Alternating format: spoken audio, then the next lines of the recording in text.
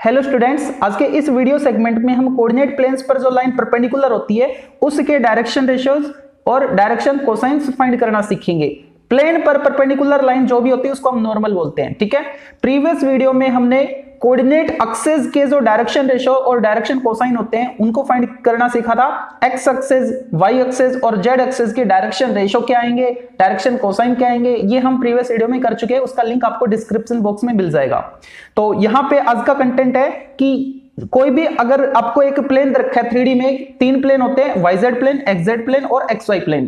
तो इनमें से किसी भी प्लेन पर, सपोज YZ प्लेन की अगर मैं बात करूं तो YZ प्लेन पर जो भी लाइन परपेंडिकुलर होगी, मतलब YZ का जो नॉर्मल होगा, ठीक है, नॉर्मल जो होगा उसके डायरेक्शन रेशियो क्या आएंगे और उसके डायरेक्शन कोसाइन क्या आएंगे, ठीक है। तो पहले मैं बात करता हूं YZ प्लेन की। ये जो आप प्लेन देख रहे हैं ना, इस प्लेन का जो नॉर्मल है, मतलब इस पर जो लाइन परपेंडिकुलर है, तो वो परपेंडिकुलर लाइन मैंने ये ड्रॉ कर ली है, ठीक है। सपोज ये PQ है, इसका नाम क्या दे दिया मैंने, PQ है, जिसमें ये जो पॉइंट P है ये XY प्लेन पे लाई कर रही है, मतलब इसका बॉटम P है, ठीक है, और ये परपेंडिकुलर है। अब देखो ये जो YZ प्लेन है ना, YZ प्लेन पर परपेंडिकुलर X एक्सिस भी होता है और इसी का, इसको हम क्या बोलेंगे, नॉर्मल बोलेंगे। इसी प्लेन का नॉर्मल ये भी है, ठीक है, मतलब ये इस पे परपेंडिकुलर है। तो ये वाली लाइन और ये वाली लाइन पैरेलल हो गई है। अगर मैं एक्स एक्सिस के डायरेक्शन रेशियो मालूम कर लूं, निकाल लूं, तो वो ही PQ के डायरेक्शन रेशियो हो जाएंगे, क्योंकि ये हमको पता है अगर कोई भी दो लाइन पैरेलल होती है तो उनके डायरेक्शन रेशियो इक्वल होते हैं, सेम होते हैं, ठीक है। लेकिन ये जो एक्स एक्सिस है जो कि कोऑर्डिनेट एक्सिस है, तो कोऑर्डिनेट एक्सिस के तो हमको अच्छे से मालूम है डायरेक्शन रेशियो, प्रीवियस वीडियो में हमने फाइंड किए थे, तो वो आए थे 1,0,0, ठीक है। तो YZ प्लेन पर जो भी परपेंडिकुलर होगा, जो भी इसका नॉर्मल होगा, उसके डायरेक्शन रेशियो क्या आएंगे, 1,0,0। अब आप बोलोगे सर YZ प्लेन पर जो भी परपेंडिकुलर लाइन आपने PQ ली, तो PQ के डायरेक्शन रेशियो निकालने थे, आपने तो X के निकाले हैं।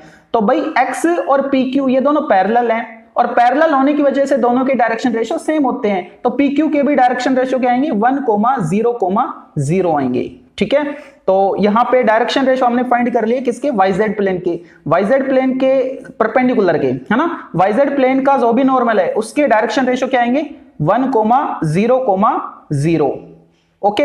अगर मैं बात करूं डायरेक्शन कोसाइंस की, तो डायरेक्शन कोसाइन क्या बनेंगे, ये प्रीवियस वीडियो में हमने समझा था और देखा भी था कि जो डायरेक्शन रेशियोज होते हैं, ठीक है, कोऑर्डिनेट एक्सिस के, वो ही उनके डायरेक्शन कोसाइन बनते हैं। तो डायरेक्शन रेशियो मेरे को पता है, तो यही क्या बनेगा, डायरेक्शन रेशियो मेरे पास है 1,0,0, तो यही बन जाएगा direction cosine of YZ plane, of perpendicular to YZ plane. यानी इस प्लेन पर जो भी लाइन परपेंडिकुलर है, यानी इस YZ प्लेन का जो भी नॉर्मल है उसके डायरेक्शन कोसाइन भी क्या बनेंगे, जो उसके डायरेक्शन रेशियो आएंगे, यानी 1,0,0, ठीक है। कैसे आया ये, तो इसको मैं यहां पे एक्सप्लेन कर देता हूं। ये इसलिए आया क्योंकि ये जो नॉर्मल है, ये जो हमने नॉर्मल लिया, आप एक्स एक्सिस बोल सकते हो या PQ बोल सकते हो, ठीक है। ये क्या क्या एंगल क्रिएट कर रहा है XYZ के साथ, अल्फा बीटा गामा अक्सर हम एंगल लेते हैं, है ना, अल्फा बीटा और गामा। तो यहां पे अल्फा तो X एक्सिस के साथ बनने वाला एंगल, बीटा Y के साथ और गामा Z एक्सिस के साथ बनने वाला एंगल है ना। तो यहां पे अगर मैं अल्फा की बात करूं तो ये लाइन X एक्सिस के साथ कितना एंगल बना रही है, कोई भी लाइन खुद के साथ 0 डिग्री एंगल बनाती है, ठीक है। अगर इसकी बात करें तो ये और ये पैरेलल है, तो दो लाइन अगर पैरेलल है तो उनके बीच में एंगल क्या, 0। तो वैसे भी आप समझ सकते हो इस लाइन PQ लाइन का X एक्सिस के साथ एंगल क्या बन रहा है, 0 बन रहा है। बीटा क्या आएगा, मतलब Y के साथ, तो Y के साथ तो ये परपेंडिकुलर है, ठीक है, तो बीटा आएगा आपके पास 90 डिग्री, और गामा क्या आएगा, Z के साथ भी ये परपेंडिकुलर है तो वो भी 90 डिग्री, ठीक है। अल्फा बीटा गामा आपके पास है ना, अल्फा बीटा गामा अगर आपके पास है तो इनकी कोसाइन हम लेंगे तो LMN आ जाएंगे, यानी डायरेक्शन कोसाइंस आ जाएंगी, हाँ सही बोल रहा हूं। L इक्वल कोस अल्फा होती है, M इक्वल कोस बीटा होती है और N इक्वल कोस गामा होती है, ठीक है।